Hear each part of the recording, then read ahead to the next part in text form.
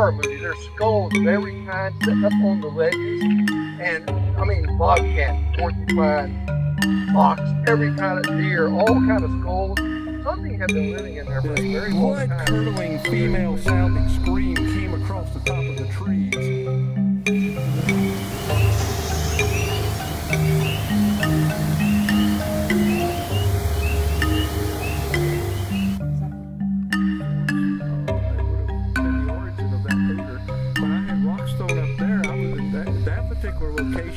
When I was up there in 2016, I was going to the Fayette County Bigfoot group over in Uniontown, and I got up there about 2:30 in the afternoon because I had found tracks about 2 weeks earlier on one of the trails. So I thought I'd go back up there and see if any new activity might have been along that trail.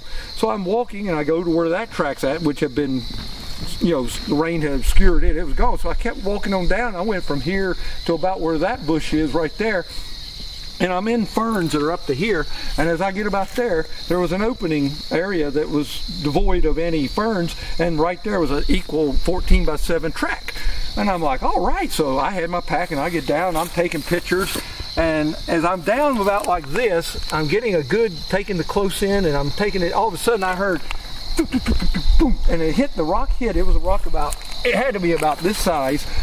It comes across, I hear it hitting the tree limbs coming off the ridge above me, and it come over my head and it hit like, I hear it just like that. And I'm the only one up there, there's no noise. So I like stand up and I'm looking, and I'm like, well, and I look back up and I'm like watching, I'm like, okay, where the heck that come from?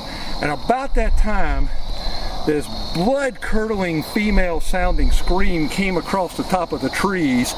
I mean, it made me, I'm like, oh, you couldn't have been at a Ted Nugent concert and had him blast his speakers to max and it been any louder. It just echoed fully across. Well, I went running. I just took off. I thought, I don't know what it is. I want to hear it. I want to see it. I went running up the side of this hillside, this mountainside, which was as steep as what we just came up over there, 3 times as high. You went running towards it. I'm running toward it. I want to see something. So I went running up because Pine Knob Road's right up there. I'm heading right up toward the road, and I'm thinking something, I want to hear it. If it's making that, and I got up there and then I yelled, hoping it would respond, but I never got any response. I'm like, what was that? But it just sounded, it was like it was treetop level when it screamed. It was like just immense. It just filled the whole top of the ridge. But yeah, I mean, something threw a rock at me, and it was all in that little, and that was daylight. That was like 3:30 in the afternoon before I was going to meet the guys at the meeting a couple hours later. So daylight, right in daylight. And how far away do you think it was when you were when it yelled? Listening, well, it was, I'd say if it wasn't on top of the ridge, which would have been, like I said, 3 times the distance that we came up the hillside over here. So that's, you know, 100, 150 yards or more, at least that far. But it just echoed. It just filled the whole top of the ridge up there. I couldn't really tell where it come from, but it was, I could tell, well, I kind of could. I mean, when I turn around, instead of it being over here, it was in this direction. So that's where I ran to. I thought, it's back that way. Wherever it came from that direction. Yeah. So I ran up there and I walked the road, and now I didn't see anything for whatever, half an hour. I'm walking and listening and whooping and yelling, hoping something's going to throw another rock or hit me or yell back at me. I went back and got my Jeep. Then I drove out the road and I stopped and listened, and I've been back up there dozens of times since then, and no one else that I know that's gone up there has had to scream at them. But we've had other people have screams like that, similar, but not from that location. Okay. But that was only about 5 miles as the crow flies from where we had the howl that I sent you the recording, or I sent Ed the recording. I may not have sent you.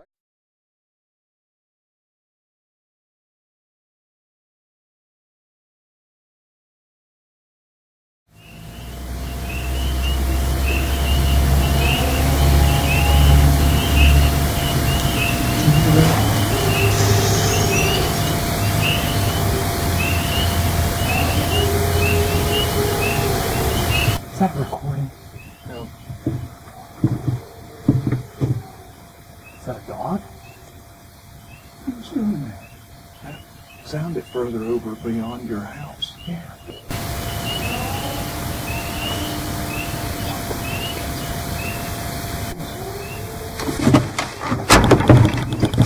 is?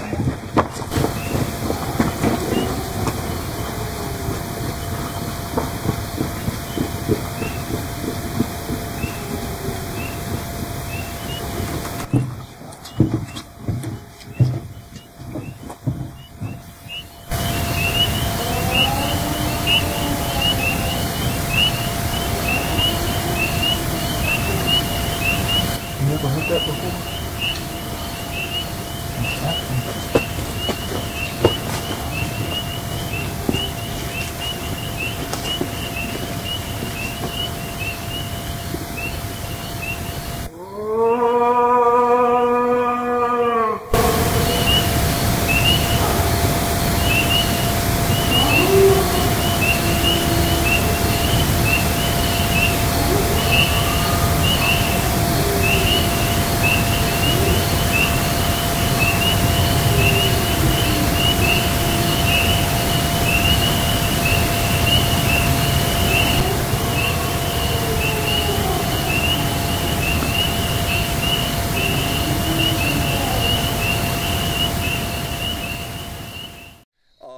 The howl we had in 2012 over off of Kirby Road, it was a roar. The family had been having had interaction with a creature for like 3 or 4 weeks. Two of them had face to face with this creature. One had a rock thrown by his head, and their dogs have been disturbed, their cows have been disturbed. Everything was going on in a 3-week period. The father had walked by this thing. The 2 sons had seen this thing stand up behind him in a field as he walked by. So it had them all upset. They wanted to know what's going on. Why is this on our property? What is it? Why are you guys come over and help us determine what's going on. So that's when we went over in the daylight, and that's when we found the tree that I was talking about down before that looked like it had been pushed over and rolled around and then wedged into a tree that was sitting naturally in front of it.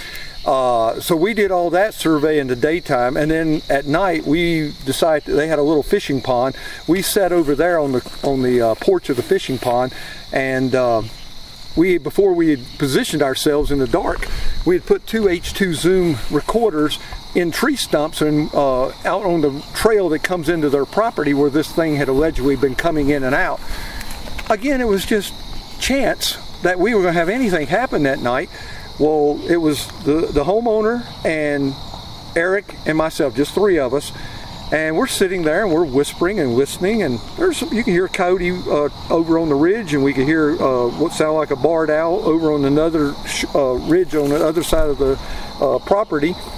Other than that, the dog barked a couple of times. It was all natural up until this thing let out this bellowing, I mean deep guttural bellowing growl, roar, and it just did what the scream did. It echoed across his farm up on the ridge. I mean, we couldn't really tell exactly where it was coming from at first.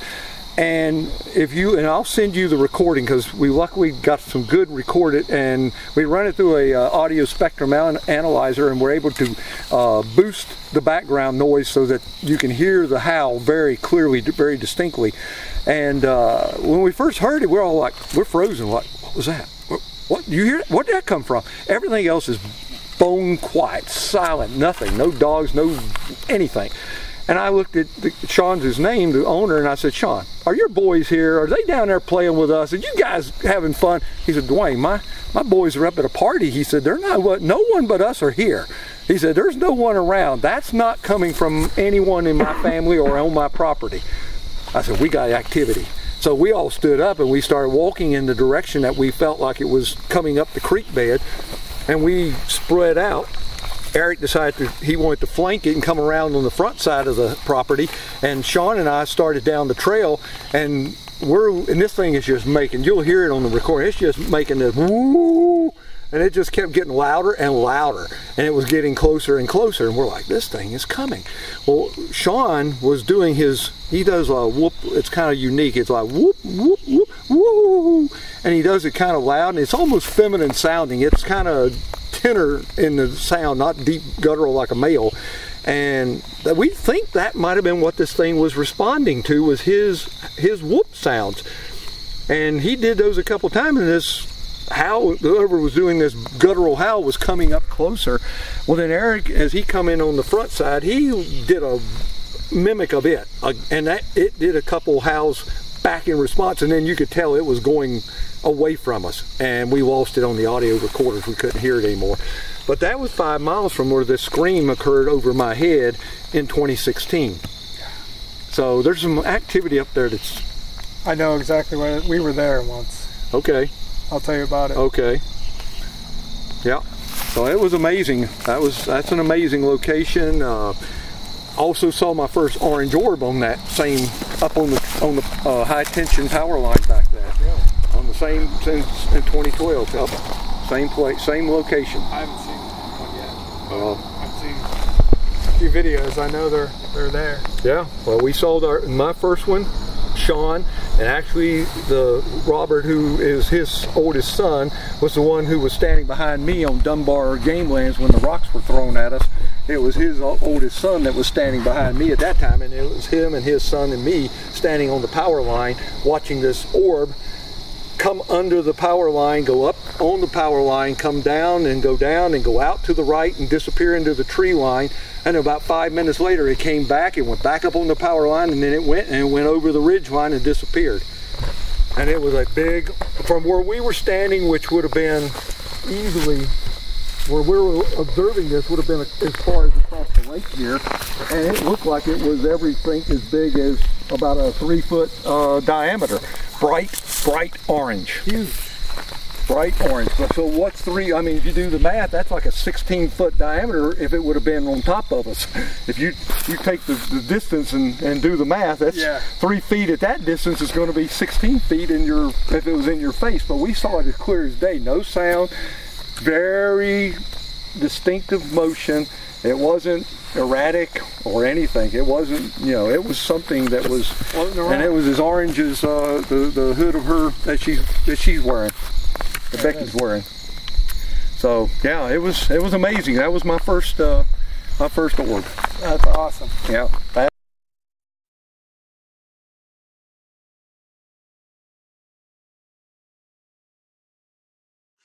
In 2011, in March of 2011, me and an ex-girlfriend were up there. I took her up because she had a fascination with Bigfoot, and I wanted to show her the area that we had this activity happen.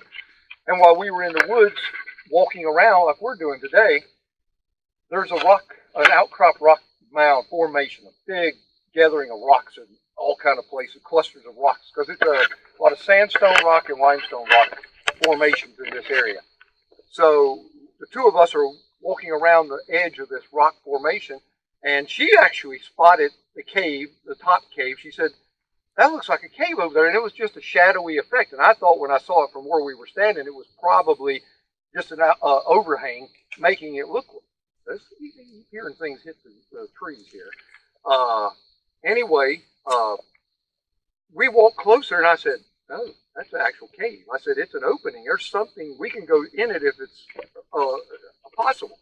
So we both carefully walked over to this opening, and sure enough, this opening was easily this high and this big. You could walk almost through it, just barely, like crouching down, you could walk through it. Well, the thing was, when you went through it, it dropped down, and then there was a rock precipice that went down about 20 feet, and you could see what looked like another cave opening at the bottom, and then there was another cave off to the left that we would never have gone into. So I'm looking, and I had my flashlight, and I'm looking down there. I didn't have any weapons or anything. It was the middle of the day, and I had her with me, and I'm looking, and she said, let's go down and see it. And I'm like, well, wait a minute. And I didn't know what might be in there, because it was a decent-sized cave, and then I spotted what looked like feces laying at the front entrance. I said, we're not going. Why? I said, because if it's a bear in there, they do not crap in where they sleep. And I said, if it's in there, it's using the front of the cave. I said, and I'm not going down there to get trapped with a bear. So I didn't go then. 2 weeks later, I took my group from PBS at that time. We went down up there, and there was 5 of us, and we all took and skinny down this rock precipice. We got down to this opening. It was about this high, because I could get down and do a duck walk in it. It was about this high, and it went back about 8 feet, and it was about another 6 feet. It was a wide, big opening back there. And there wasn't anything in there, thank goodness, but there wasn't anything living in there. But as you go down this rock precipice, which no animal other than a coyote or a cougar or a bobcat or a bear would have been able to navigate, or humans, deer for sure wouldn't have, or never would have thought to. Inside this was a full remains of a deer, a full-grown doe. All the bones were completely laid out as it had died there. Something had drug it into this cave, and everything was deteriorated on the bone structure. Yeah. So we took all the bones out, and we put them on a tarp, and we video recorded them and identified the jawbone. Every bone was there, and when we buried them in the ditch, and we went away. About 3 weeks went by. I went back up there again with another guy. We go down in there. There's another deer in there. We end up, over 2 years' time, we found four deer in there, full-grown deer in that cave. We don't know what was taking them in there, but we found 4 remaining deer. Now, that was not why we called it the Bone Cave. There's a series, another entrance in the back of these rocks that's a back cave. You can't get into it easily. It has a bulge, and it's very narrow. It's like a ridge that you have to skinny through. Well, I took 2 guys up there with me, and one guy's really thin, and he was able to slide back there. He goes back there with his flashlight. He's looking all over the place. You guys got to come in here. You're not going to believe what I'm looking at.